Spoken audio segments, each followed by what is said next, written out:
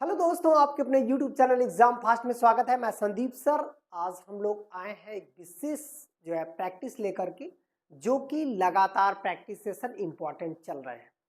आज के सेशन की शुरुआत करते हैं और ये सेशन आपके यूपीएसआई हो, पुलिस हो या होमगार्ड हो या आपका एसएससी जीडी हो या स्टेट लेवल का कोई भी एग्जाम हो, उसके लिए बहुत ही बेहतर है।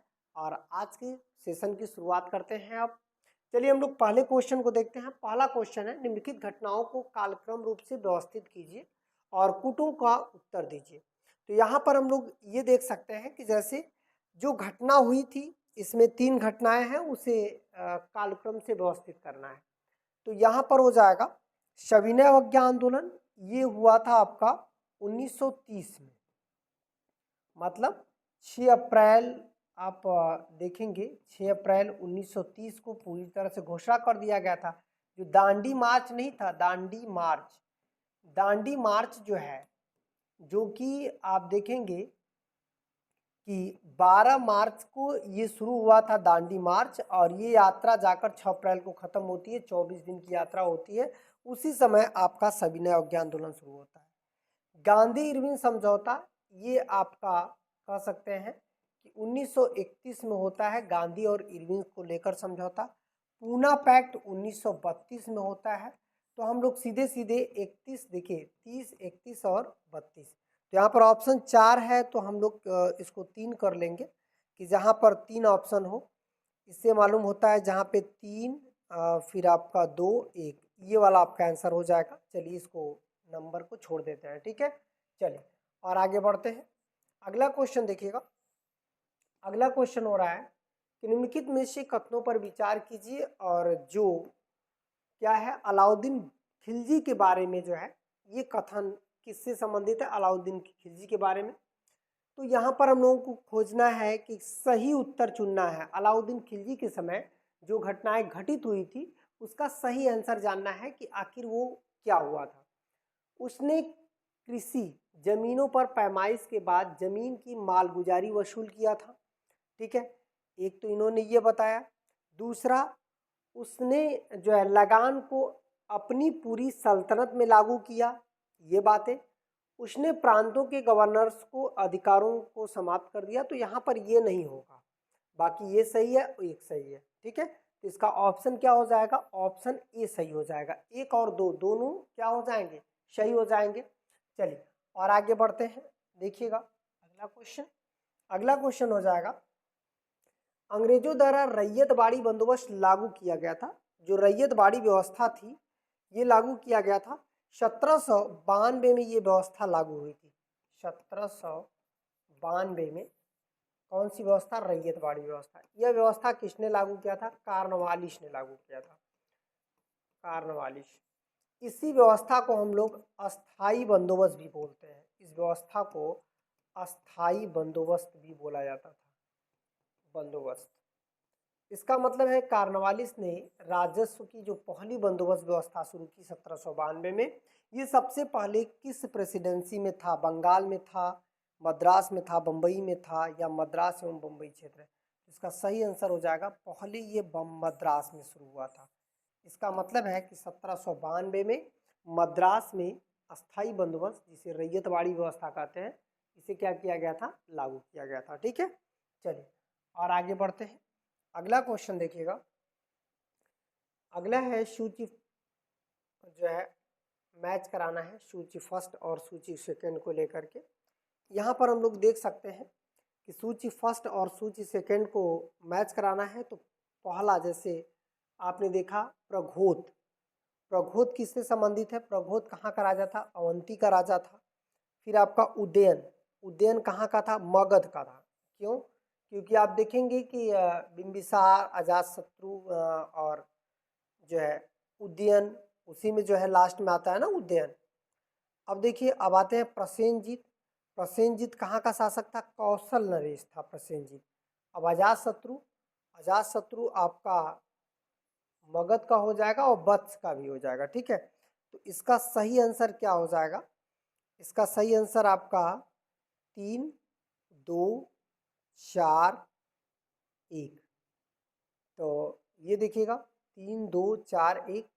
तो ये आपका सही हो जाएगा, ऑप्शन सी मैच कर जाएगा। ठीक है, चलिए और आगे बढ़ते हैं। अगला क्वेश्चन देखिएगा। अगला क्वेश्चन हो जाएगा, निम्न में से किस राजवंश के अंतर्गत विजारत चरमोत्कर्ष पर था। इसका मतलब है कि यह व्यवस्था जो है किस राजवंश के समय, खिलजी, तुगलक, लोदी या इलबरी। तो इसका सही आंसर क्या था, तुगलक के समय जो है ये काफी आगे थी विराजत। निम्नलिखित अंग्रेजी साप्ताहिक जो वंदे मातरम था, ये देखिए साप्ताहिक पत्रिका की बात कर रहा है। वंदे मातरम जो है निम्नलिखित में से किससे संबंधित है, या किसने अपने को संबद्ध किया। अरविंद घोष, बिपिन चंद्र पाल, ठीक है, बिपिन चंद्र पाल हो जाएंगे, या सुभाष चंद्र बोस हो जाएंगे, लोकमान्य तिलक। तो अरविंद घोष, इन्होंने ही कौन सी पत्रिका चलाई थी, साप्ताहिक पत्रिका वंदे मातरम। ठीक है, चलिए अब ये क्लियर हो गया। ये भी बहुत इंपॉर्टेंट क्वेश्चन है, यहाँ से एग्जामिनर क्वेश्चन देता रहता है।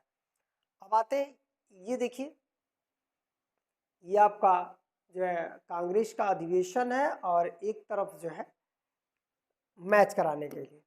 ये लगभग यदि देखा जाए तो बहुत सारी परीक्षाओं में पूछा हुआ है, मतलब ये बहुत रिपीटेड क्वेश्चन है। यदि हम लोग तैयारी कर रहे हैं तो ऐसा क्वेश्चन आपको एकदम अच्छे से आना चाहिए। ठीक है, क्योंकि ये सबसे कठिन में भी आते हैं और इसमें क्या होता है कि बच्चे ज़्यादातर गलत लगा देते हैं। तो चलिए हम लोग बात करते हैं जैसे डॉक्टर A.M. अंसारी। तो A.M. अंसारी जो है यदि देखा जाए तो डॉक्टर A.M. अंसारी ये किससे संबंधित हैं, तो ये हो जाएगा मद्रास।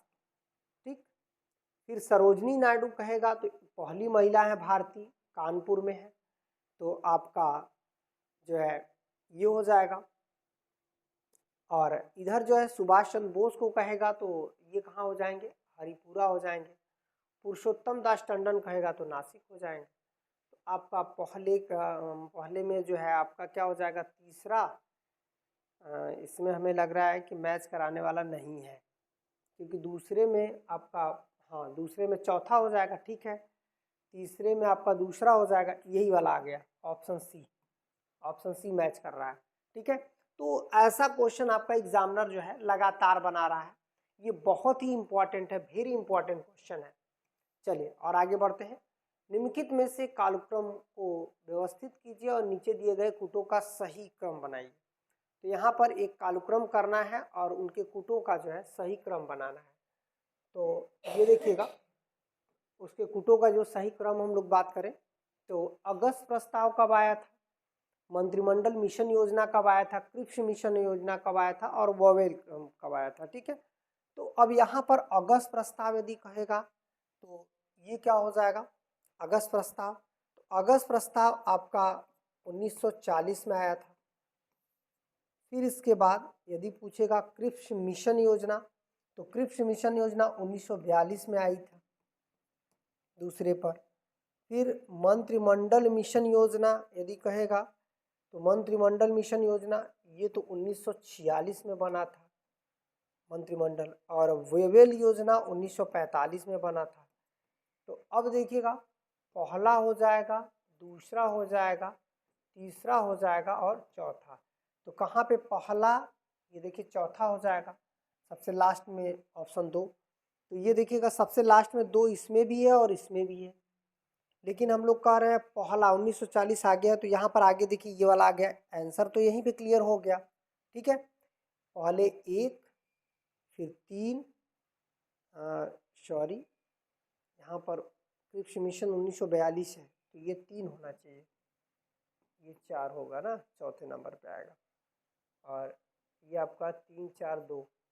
ठीक है, तो यहाँ पर देखिएगा आपका 1 हो गया, फिर इसका तीसरा नंबर हम लोग ले लिए, फिर चौथा नंबर ले लिए और फिर दूसरा नंबर। ठीक है, तो यही आपका आंसर हो जाएगा। चलिए और आगे बढ़ते हैं। यहाँ पर देखिए सूची फर्स्ट सूची सेकंड से मैच कराना है। इसका मतलब है कि ये नदी है और उसका प्राचीन नाम है। नदी और प्राचीन नाम की बात करें तो मतलब कि उनके वैदिक नदियां हैं और आधुनिक नाम इस समय है, या तो इसको पुरानी नदी भी बस बोल सकते हैं, जैसे शतुद्री। शतुद्री किसको बोला जाता है, शतुद्री बोला जाता है सतलज को, सतलज को शतुद्री बोला जाता है। कुंभा, कुंभा किसको बोला जाता है?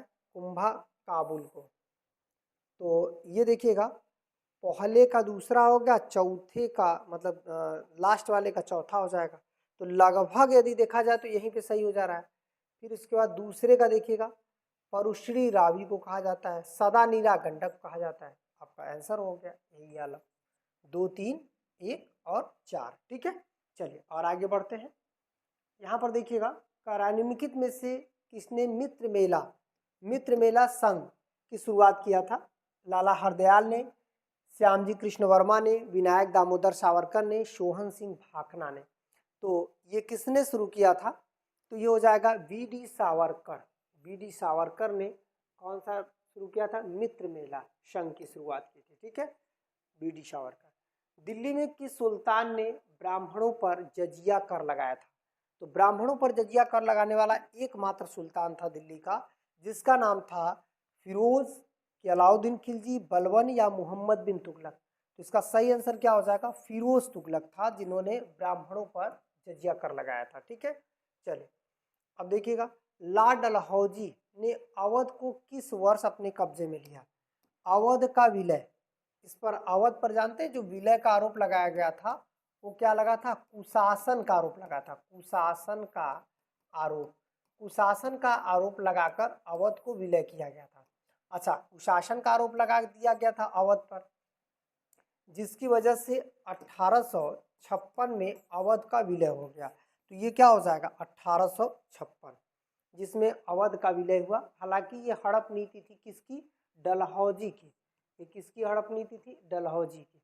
ये नीति कब चालू हुई? 1848 में चालू हुई।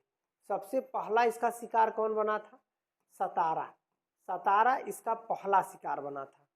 इसका मतलब है कि इस नीति का पहला शिकार जो है सतारा बना था और आखिरी अवध बना था। निम्नलिखित में से कौन सा युग्म सुमिलित नहीं है? ये देखिए थोड़ा सा गड़बड़ है, इसका इधर युग्म नहीं दिया है। और आगे बढ़ते हैं। निम्नलिखित में से कौन सा युग्म जो है, ये देखिएगा निम्नलिखित में से कौन सा युग्म सुमिलित नहीं है? ये भी युग्म का है।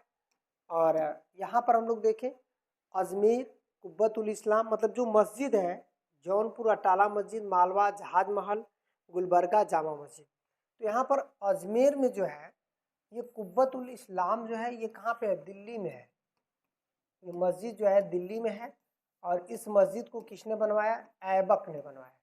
इस मस्जिद का निर्माण किसने किया था? ऐबक ने, कुतुबुद्दीन ऐबक द्वारा जो है ये बनवाया गया था।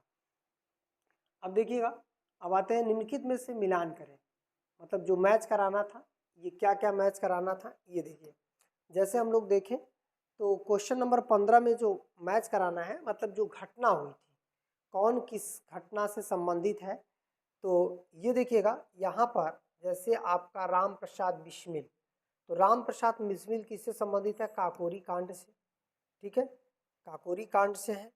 तो क का जो है दूसरा हो जाएगा, तो यहाँ पर क का देखिए ये वाला मैच कर गया पहले। तो आपका हालांकि आंसर तो यहीं से सही हो गया। ठीक है, क्योंकि और क में दूसरा है ही नहीं। और सूर्यसेन ये चटगांव से है, ये देखिए ख का तीसरा हो गया। फिर आपका अरविंदो ग का अलीपुर जेल से है। भगत सिंह जो है लाहौर षड्यंत्र से है। तो आपका पूरा का पूरा ऑप्शन सी मैच कर गया। ठीक है, ऑप्शन सी जो था वो आपका मैच कर गया, यही आपका इम्पोर्टेंट है। चलिए और आगे बढ़ते हैं। अगला क्वेश्चन देखिएगा, निम्नलिखित शासकों में से किसने विदेशों में आधुनिक रीति रिवाज से दूतावास को स्थापित किया था? तो आधुनिक रीति रिवाज से दूतावास को किसने स्थापित किया था? तो ये थे आपके टीपू सुल्तान। ठीक है, कौन था? टीपू सुल्तान थे।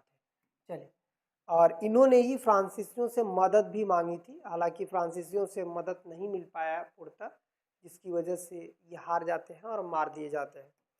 अब देखिएगा भारत छोड़ो मतलब निम्नलिखित में से किसने भारत छोड़ो आंदोलन के दौरान जेल से फरार होकर भूमिगत जो है गतिविधियों को संगठित किया? ये बिहार के नेता थे, इनका नाम था जयप्रकाश नारायण। ठीक है, जयप्रकाश नारायण थे, ये भी इम्पोर्टेंट है। चलिए और आगे बढ़ते हैं। बिहार आयोग में हमेशा पूछता रहता है, नेताजी सुभाष चंद्र बोस ने आज़ादी या आज़ाद सरकार की स्थापना कहाँ पर की थी, सॉरी कब की थी? तो इन्होंने आज़ाद सरकार की स्थापना सिंगापुर में किया था, सिंगापुर में किया था, यदि कहाँ पूछेगा कभी तो।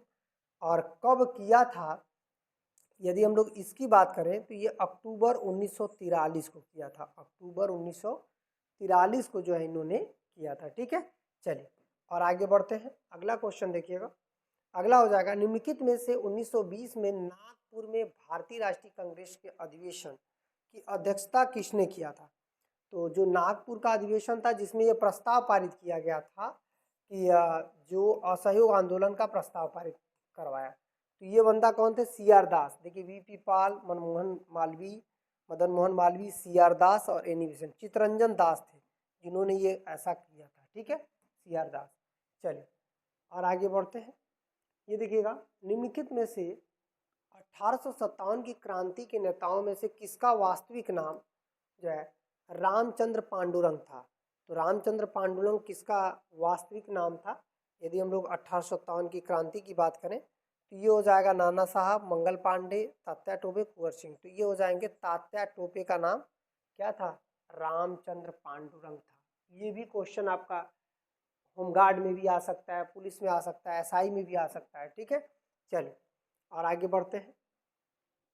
पहला गुप्त शासक जिसने सिक्के जारी किए थे, इसका मतलब है कि गुप्त शासकों में एक देता है कि बीड़ा बजाते हुए किसके सिक्कों पर दिखाया गया है? बीड़ा बजाते हुए, तो बीड़ा बजाते हुए दिखाया गया है समुद्रगुप्त के सिक्कों पर। लेकिन पहला गुप्त शासक कौन था जो सिक्का चालू किया था? चंद्रगुप्त प्रथम। चंद्रगुप्त प्रथम पहला शासक था जिसने सिक्का चालू किया था। ऑप्शन सी इसका सही हो जाएगा। अब देखिएगा सूची फर्स्ट सूची सेकंड सम्मिलित करना है 22 नंबर क्वेश्चन का। 22 नंबर क्वेश्चन में देखिएगा पानीपत का जो प्रथम युद्ध था वो कब लड़ा गया था? पानीपत का प्रथम युद्ध, तो यहाँ पर 1526 पहली लड़ाई इब्राहिम लोदी और बाबर के बीच 1526 में हुआ था। तो इसमें दो नंबर देखिए यहाँ भी सही है, 2 नंबर यहाँ भी सही है। प्लासी की लड़ाई जो है 1757 में हुई थी, यहाँ पर थोड़ा सा मिस्टेक है, 1757 होना चाहिए। तो ये देखिए 1757, यहाँ पर 3 नहीं है, यहाँ पर 3 है, ये सही हो गया। ठीक है, अब ये आराम से आप चौथा मिला लेंगे। हल्दी घाटी का युद्ध जो है, हल्दी घाटी का युद्ध 1576 और तालीकोटा का युद्ध 1565, तो ये आपका सही हो गया। ठीक है, चलिए और आगे बढ़ते हैं। अगला क्वेश्चन देखिएगा, अगला क्वेश्चन, गीत गोविंद जो पुस्तक के लेखक कौन है? मतलब गीत गोविंद लेखक जो है कौन है? तो गीत गोविंद के लेखक हैं प्रेमचंद, प्रेमचंद, सोमदेव, जयदेव, कालिदास। तो उसका सही आंसर क्या हो जाएगा? जयदेव है। गीत गोविंद के लेखक जयदेव है।